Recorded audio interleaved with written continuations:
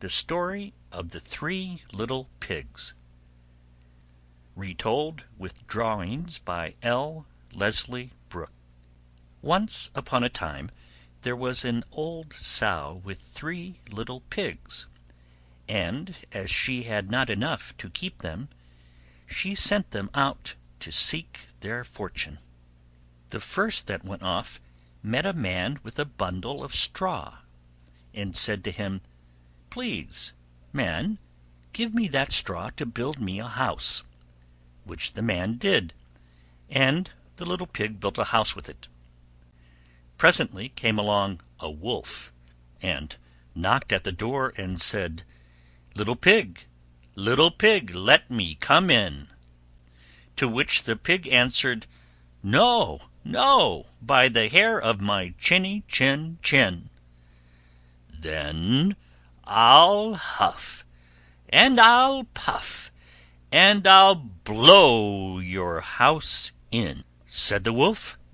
So he huffed, and he puffed, and he blew his house in, and ate up the little pig.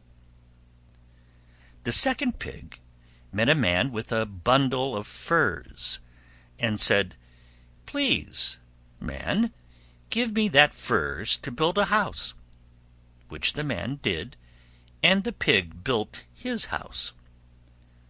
Then along came the wolf, and said, little pig, let me come in." "No, no, by the hair of my chinny chin chin." "Then I'll puff, and I'll huff, and I'll blow your house in." So he huffed, and he puffed, and he puffed, and huffed, and at last he blew the house down, and ate up the second little pig. The third little pig met a man with a load of bricks, and said, "Please, man, give me those bricks to build a house with." So the man gave him the bricks, and he built his house with them. So the wolf came, as he did to the other little pigs, and said, little pig, let me come in."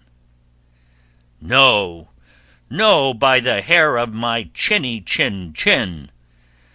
"Then I'll huff, and I'll puff, and I'll blow your house in." Well, he huffed, and he puffed, and he huffed, and he puffed, and he puffed, and he huffed, but he could not get the house down. When he found that he could not, with all his huffing and puffing, blow the house down, he said, little pig, I know where there is a nice field of turnips." "Where?" said the little pig. "Oh, in Mr. Smith's home field, and if you will be ready to-morrow morning, I will call for you, and we will go together and get some for dinner." "Very well," said the little pig, "I will be ready. What time do you mean to go?" "Oh, at 6 o'clock."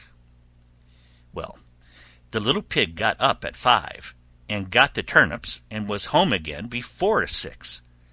When the wolf came, he said, little pig, are you ready?"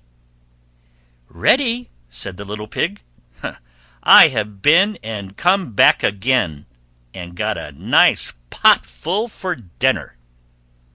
The wolf felt very angry at this, but thought that he would be up to the little pig somehow or other, and so he said, little pig, I know where there is a nice apple tree." "Where?" said the pig. "Down at Merry Garden," replied the wolf, "and if you will not deceive me, I will come for you at 5 o'clock to-morrow, and we will go together and get some apples." Well, the little pig woke at 4 the next morning, and bustled up, and went off for the apples, hoping to get back before the wolf came. But he had farther to go, and had to climb the tree, so that just as he was coming down from it, he saw the wolf coming, which, as you may suppose, frightened him very much. When the wolf came up, he said, "Little pig, what, are you here before me? Are they nice apples?" "Yes, very," said the little pig. "I will throw you down one." And he threw it so far that, while the wolf was gone to pick it up, the little pig jumped down and ran home. The next day the wolf came again, and said to the little pig, "Little pig, there is a fair in the town this afternoon. Will you go?" "Oh, yes," said the pig, "I will go. What time shall you be ready?" "At 3," said the wolf. So the little pig went off before the time, as usual, and got to the fair, and bought a butter churn, and was on his way home with it, when he saw the wolf coming.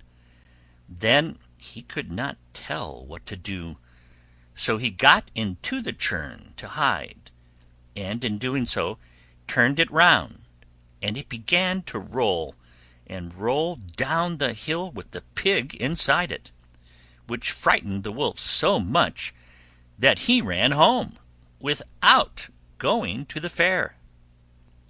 He went to the little pig's house, and told him how frightened he had been by a great round thing which came down the hill past him.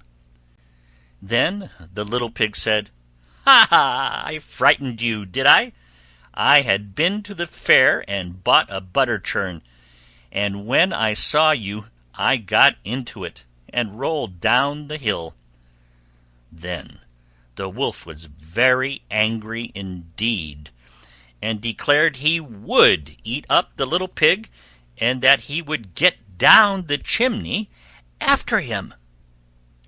When the little pig saw what he was about, he hung on the pot full of water, and made up a blazing fire, and just as the wolf was coming down, took off the cover of the pot, and in fell the wolf, and the little pig put on the cover again in an instant, boiled him up, and ate him for supper, and lived happily ever after.